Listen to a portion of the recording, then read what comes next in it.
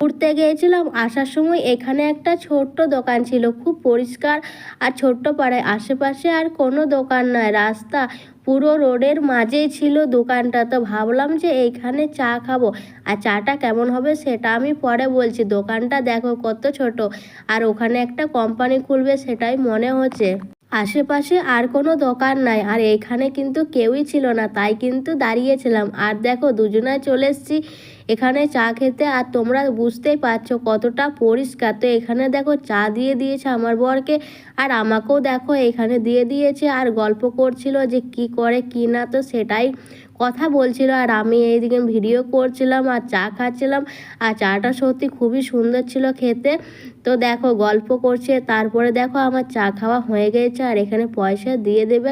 আর চাটা খেতে খুবই ভালো লাগলো, আবার বলছি দুবার করে। তো চলো এখানে কিছু জিনিস নেব, ছোট বড় দোকানে অনেক কিছু জিনিস